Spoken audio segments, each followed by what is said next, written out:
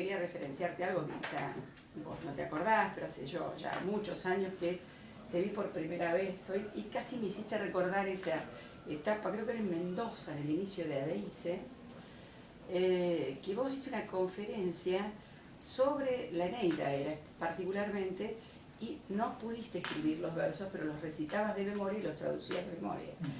Es decir, evidentemente hay algo que te apasionó cuando joven, ¿no? De la poética clásica, que te indujo a estudiar esto. Así que vamos a empezar por ese lado.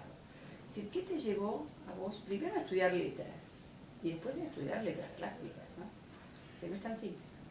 En primer lugar, debería recordar a mi madre, que era profesora en letras, aunque no ejercía, así que si tuve un hábito de lectura, se lo debo a ella, ¿no? Sí, no hay días de mi vida que no haya leído, salvo alguna vez que pueda haber estado enfermo, pero que todos los días de mi vida leí desde el diario en adelante. Así que habría un hábito de lectura. En segundo lugar, en el colegio secundario tuve buenos profesores que me indujeron a la lectura. Y de las obras que leí en la etapa juvenil, que yo recuerdo así de un modo verdaderamente memorable, pienso en el Werther de Goethe, que cuando uno es preadolescente y lee el Werther, si tiene sensibilidad, es una obra que cala el tuétano, ¿no? Es decir, llega profundamente. Así que todo eso me indujo a estudiar letras, ¿no? Y después en la facultad tuve la suerte de tener buenos maestros, y evidentemente podría mencionar a muchos, pero curiosamente los dos maestros que recuerdo con más fuerza fueron Guillermo Thiele, que enseñaba griego, era un alemán, y la doctora Ilse Brugger, que era alemana también y enseñaba literatura alemana. Ellos dos me dieron la impronta de lo que yo entiendo con lo que debería ser un profesor, con una actitud de respeto, solemnidad y con un sentido de la dignidad, ¿no? Lamento que el pobre Thiele, por esos líos políticos mezquinos del país, tuvo que exiliarse, se fue a Venezuela, fue muchos años profesor en Mérida y después terminó con una enfermedad atroz que lo mató. Y Brugger, que tenía problemas óseos, el clima malo de Buenos Aires, la fueron deteriorando. Así que recuerdo a ambos con afecto y estas pequeñas palabras transmiten una suerte de homenaje, ¿no? No, claro. Tuve también otros buenos profesores, pero si yo tuviera que destacar dos, hablaría de ellos dos, ¿no? Bien. Bueno, los dos que nombraste son profesores o fueron profesores de griego, por lo que veo. No, ¿O Thiele era de latín? No, Thiele era de griego y latín, pero Brugger en cambio era de literatura alemana. Ah, de literatura alemana. Y en los latines que vos manejás. En latín, en la facultad, tuve profesores, diría, por usar un término simple, opacos, es decir, no fueron ninguna lumbrera. Sí, en griego, pero tuve Guillermo Thiele. Claro. Digamos, mi formación de latín fue un poco hecho al margen de lo que era la facultad, y después tuve la suerte de que una vez que me recibí, gané una beca de la cultura hispánica, estuve un año en España, y allí en España escuché a grandes maestros, fundamentalmente helenistas, Fernández Galiano, Adrados, y también escuché algunas clases de Ruy Pérez, un micenólogo, ¿no? En latín, en cambio, escuché a Marineo Vigorra, que fue un personaje importante, que me dio pautas de lo que es el latín vulgar. Después volví a Buenos Aires, hice el doctorado acá, y después estuve un año en Roma, y ahí sí trabajé con Ettore Paratore, que hablé sobre, me enseñó aspectos del estoicismo y del epicureísmo. Y eso lo recuerdo con gran profundidad. ¿En Buenos Aires tuviste oportunidad de hablar con Mondolfo, conocer a Mondolfo? Muy, muy escasamente. Digo, porque en general uno para ver el tema estoicismo, epicureísmo, es como que Mondolfo es número opuesto, dice uno. Y cuando termina de leerlo, te lee a vos en el epicureísmo latino, es como que a uno le queda algo en realidad, pendiente, ¿no? Mondolfo, más que tratar los epicúreos y los estoicos, trató profundamente los presocráticos. Yo personalmente no fui alumno de Mondolfo, pero he leído su obra, lo recuerdo con gran afecto.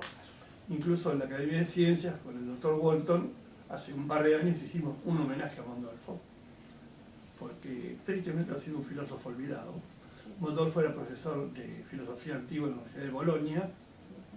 En el momento en que Mussolini sacó esa aberrante ley por la cual los hebreos no podían estar en el estado público y se exilió, vino acá a Argentina. Acá hubo 3 personas que se ocupaban de la vuelta de Mondolfo: fueron Eugenio Pucciarelli, José Luis Romero y Alfredo Galetti. Y Mondolfo fue un profesor acá en Buenos Aires, después pegó un salto y estuvo un tiempo en Córdoba y finalmente terminó en Tucumán, donde hizo su carrera importante. Pasados los años, cuando Pertini, el presidente de la República Italiana, vino a Argentina, le propuso a Mondolfo volver a Bolonia y Mondolfo no quiso, le dio todos los honores, etc. Pero Mondolfo rehusó volver a Italia. A ver, después tuviste tu estancia en Francia como Sí, antes. después gané una beca, estuve un año en París, hice el primer año del doctorado, el segundo año lo dediqué a calidad de libre, elaboré la tesis en Buenos Aires, la traduje al francés y luego viajé a Francia para hacer la soutenance, como se llaman allí, la defensa. Claro. Y me tocó hacerla en determinado momento. Bueno, cumplido el trámite, tengo el doctorado de la Sorbona. No, correcto. Pero a ver, tu director fue Pierre Grimal. Me contó un poquito esa experiencia. A ver, es cierto que tu generación ha tenido contacto con los grandes, lo has nombrado a don Francisco, como decía él, Pancho Rodríguez Adrado, le decían algunos. Sí, pero yo me llamo debo Francisco. destacar que en griego, reconozco que Adrado es una personalidad importantísima en el campo del helenismo, pero mi afinidad no estuvo con Adrado, sino con Fernández Galiano. Si tuviera que decir un maestro español, en mi caso yo diría Fernández Galiano. Y después, aunque no fui alumno de él, traté mucho a don Luis Gil, persona brillante, un humanista, vive actualmente, está muy bien, y que tuve la fortuna de que él prologó un libro mío.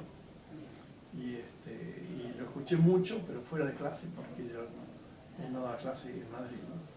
Y además se dio una cosa curiosa, porque el año que yo estuve en Madrid era un año complejo, convulsivo, porque el franquismo había exonerado a 3 profesores.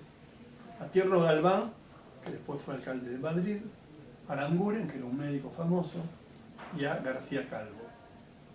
Fueron los 3 expulsados por el franquismo. Y cuando yo llegué había toda una convulsión a causa de la expulsión de García Calvo, de la Complutense, que era el profesor de latín. Y alguien me habló de que García Calvo, para vivir, había montado una academia particular en la calle del Desengaño número 4 y daba clase ahí. Yo tuve una gran curiosidad, tengo una curiosidad odiseica por las cosas. Y fui a verlo y le pregunté si podía escucharlo, me dijo que sí, le pregunté si había que pagar, me dijo que sí. Pregunté cuánto y me dijo lo que tú puedas. Durante un año lo escuché en un curso que habló justamente sobre el de República y recuerdo maravillosamente las clases de García Calvo, que además de la magia de su saber, tenía una voz muy muy grave, muy cavernosa y su hablar era un hablar muy pausado, con una entonación rítmica muy marcada, y era memorable. Con los años, cuando lo fui conociendo más y leí sus cosas, me di cuenta que era muy ácrata, ¿no? Una especie de gran anarquista y era un sofista del juego del lenguaje, pero un hombre de gran saber. Con los años, la Complutense lo restituyó el cargo, volvió a ser catedrático, y ya vestía de un modo le patel bourgeois, tenían las camisas totalmente abiertas y tenían foulard de colores, digamos, era una especie de protestataria su actitud permanente, ¿no? Pero de gran saber, ¿no? Él fue en el campo latino uno de los que más me influyó. Bien. Y en el tempo tuyo de tus conferencias, Sí. ¿quién influyó? ¿En dónde? ¿Es propio? Vos tenés un tempo, así como una especie de ritmo o Digamos, el cadencia. que me interesó mucho y me deslumbró, y si yo tuviera que decir una gran persona que escuché fue Paratore. Paratore era brillante, era un daimon, ¿no? Es decir, un espíritu así. Era siciliano, era sorprendente Paratore en Roma, ¿no? Así, provocaba un aura, tenía como un aura, ¿no? Una cosa muy extraña Paratore. Bajito. El hijo de él es un famoso geógrafo, fue casi candidato a rector, por 2 o 3 votos no fue rector de la Universidad de Roma.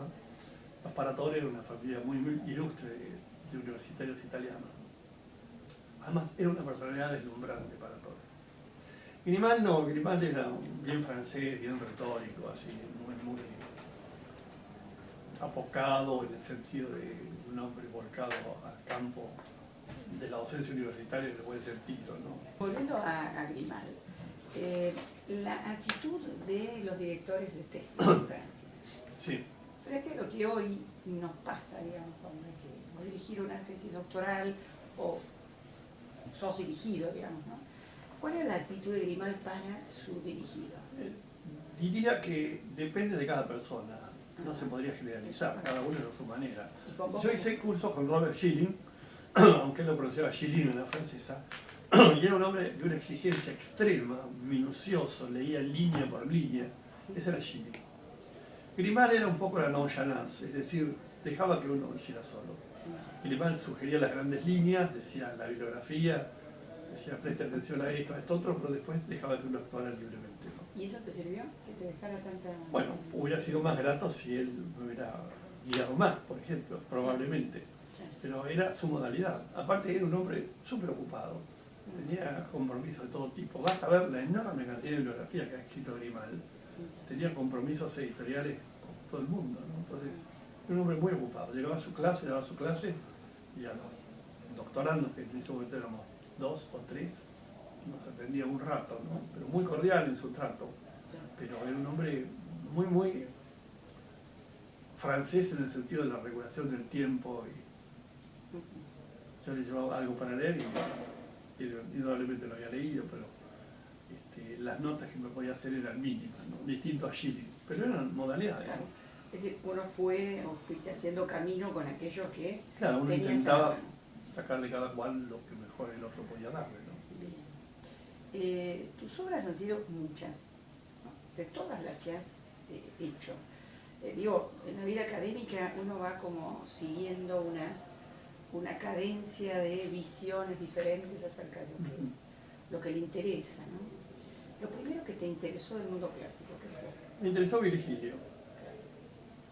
Incluso en ese momento hice una edición bilingüe de las bucólicas, de lo cual estoy muy dolido porque Eudeva, en aras de sacarla pronto por motivo del bimenario de Virgilio en ese momento, no me permitió, no me dio las pruebas para leerla y la editó, y hay una cantidad de ratas que escapan de mí, y eso me produjo molestia, por eso siempre me opuse a que la reeditara Eudeva. Y después, yo tengo esa versión, tengo firmada. Y después publiqué Las Geórgicas, que es una edición ya de otro nivel, más profundo, ahí sí, si hay alguna rata se debe a mí, que probablemente debe haber alguna. Y esa es una edición bilingüe que sacó Eudeva por un prólogo más o menos largo. Y después, en el Fondo de las Artes, gané un premio para su publicación, publiqué un volumen que se llama La tradición sibilina y la sibila de San Telmo. Porque en la iglesia de San Pedro Telmo, ahí en Humberto Primo, detrás del altar mayor, en la sacristía, hay 12 cuadros de factura altoperuana, probablemente cusqueña, donde están reproducidas 12 sibilas. Hay un ensamble entre lo que es la tradición sibilina y el cristianismo, porque con la vieja y equivocada idea de que Virgilio prenunció el cristianismo, está la idea de que Virgilio habría sido una especie de protoprofeta, por decirlo de alguna manera. Entonces la tradición medieval tomó a Virgilio como alguien que habría profetizado la venida de Cristo, lo cual no es correcto, ¿no? Por eso en el mundo medieval, en todas las tradiciones, en todas las procesiones que se hacían delante de las iglesias, venían los profetas, los jueces, los rapsodas tradicionales, las sibilas, luego venía Virgilio, ¿no? Un poco fundado en la idea que después hace Dante, de que Dante toma a Virgilio como guía, ¿no? Y después lo que cuenta, lo que está incluido en la patrología del abate Migne, que se dice que en el concilio de Nicea lo invitaron a Constantino, el emperador, para hablar, y Constantino se limitó a declamar, traducida al griego, la bucólica cuarta, supuestamente la bucólica que habría anunciado la llegada de un niño divino. Curioso porque la patrología dice que la leyó o la declamó en griego, que es la lengua de la iglesia, no es el latín, es griego, ¿no? Y a partir de ahí, bueno, con Constantino, el vínculo con el cristianismo, la figura de Virgilio habría crecido más.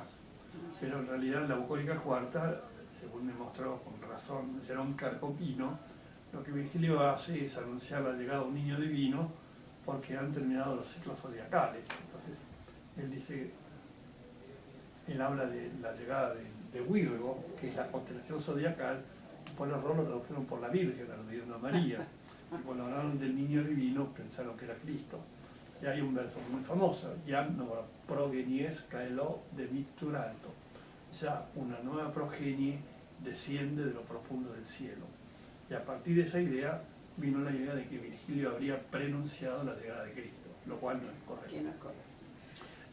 Y en la Catedral de Zamora me llamó la atención descubrir en la sillería de coro una filacteria, es decir, una inscripción puesta en una de las sillas que justamente alude a ese verso, ¿no?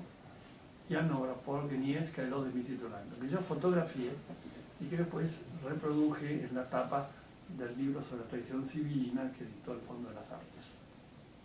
Que acabo de enterarme con horror, le comentaba a la señora, que el otro día fui a comprar algún ejemplar porque me había quedado sin ellos y quería comprar 2 o 3 para regalar a unos amigos, y no han actualizado el precio, y un libro de arte con ilustraciones muy caras lo venden en 40 pesos, que es más barato que lo que cuesta el Diario de la Nación los domingos. Bueno, no sabemos si ahí hay una intencionalidad. No, simplemente que en el país la burocracia es tan lenta. Yo ahora voy a ir, mi hija me dijo, mira, ¿por qué no compras todos los que quieran? Y creo que le voy a hacer caso, así que un día de estos voy a comprar una cantidad respetable. Bien. En tu carrera profesional o académica, ¿no? ¿Cómo te has llevado con la organización de las instituciones? Bueno, este es un país extraño porque hemos sido en el campo universitario golpeados por distintos vaivenes políticos. Así que el hecho de en una facultad ideologizada, como puede ser Humanidades en La Plata o Filosofía y Letras en Buenos Aires, dar San Agustín, en ciertos momentos políticos es como no solamente estar en contramano, sino parece que fuera como una actitud de rebeldía, ¿no? Es decir, cuando hay un alumno de 20 años que lea Engels y que lea Marx, tratar de enseñarle a Agustín, para lo cual hay que enseñarle las declinaciones, parece a contrapelo, ¿no? Entonces es complejo, ¿no? Yo me cansé de dar latín porque había que empezar de foja cero y llegó un momento en que uno es muy repetitivo. Entonces lo que uno pretende es tratar de gente de nivel alto que ya pueda leer latín, ¿no? Exacto. Igual aún cuando la Universidad de La Plata y Buenos Aires siguen teniendo los niveles de letras, ¿no? Como filosofía. Pero los cursos en la UBA, por ejemplo, que es donde estoy, que es la que conozco, se redujeron de anual a cuatrimestral, y el cuatrimestre se reduce casi a un trimestre.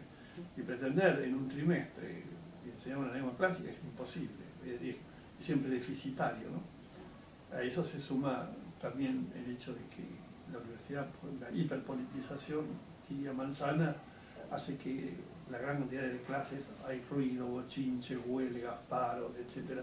Y todo eso dificulta un estudio en profundidad, ¿no? Así que parece ir en contramano. Curiosamente en Europa, el país que está en avanzada en el campo educativo, basta ver las evaluaciones del grupo PISA, es Finlandia. Y aducen que el éxito de Finlandia se debe a que ha vuelto a imponer el latín en las escuelas secundarias y que ha invertido la pirámide del estudio, porque las grandes personalidades ahora están en la escuela primaria.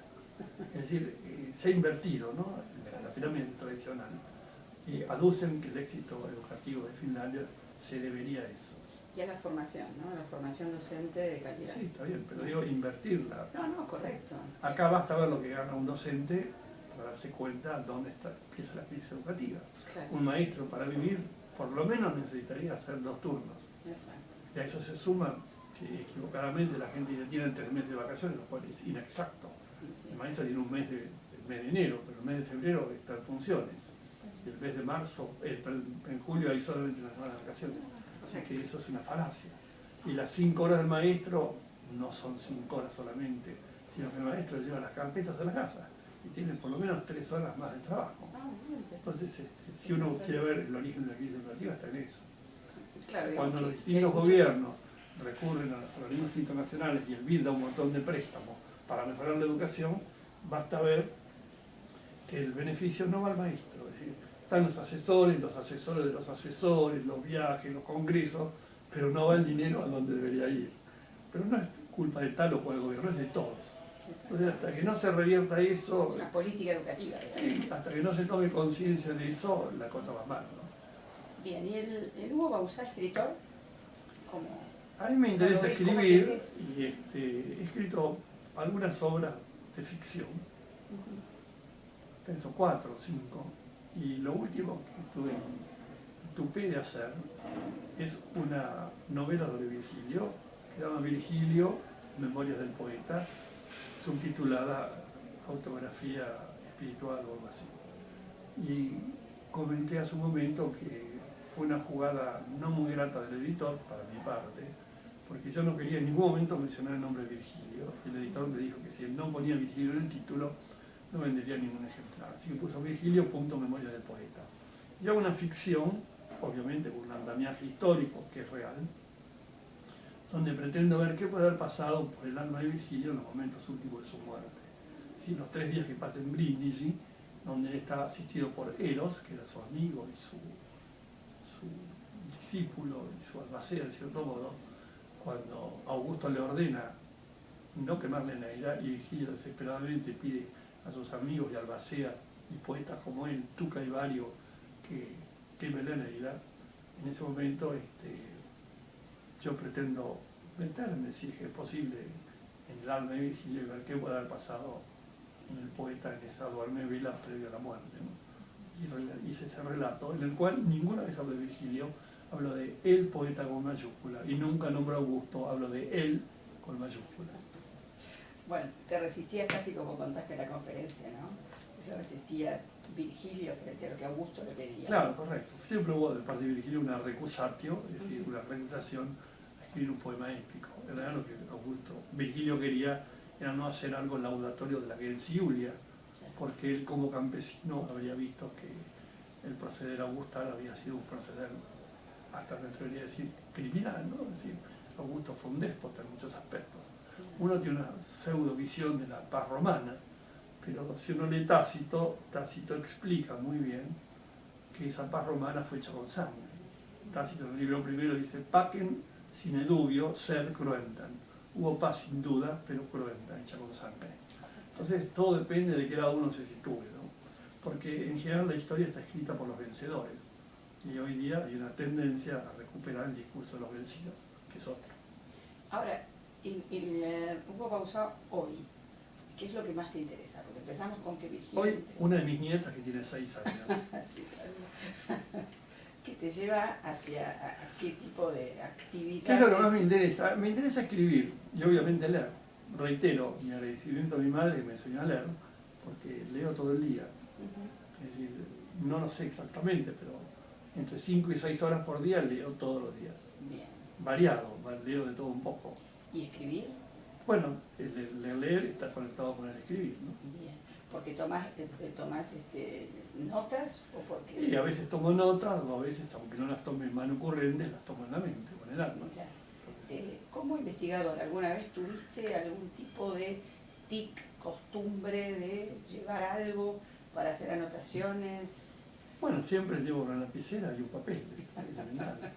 Y vienen esos momentos mágicos de... Sí, a veces hay momentos que a uno se le hace la luz, hay momentos que se opaca todo. Ya. Hay momentos que son fugaces, momentos lentos, ¿no? Bien. Y ahora escribo en computadora, porque escribo mucho más rápido en computadora que a mano. Mucho más rápido. Entonces la computadora me da gran utilidad. Bien. Bueno, creo que... Bueno, que agradezco ha haber sido estado todo. con ustedes. No, te agradecemos a vos.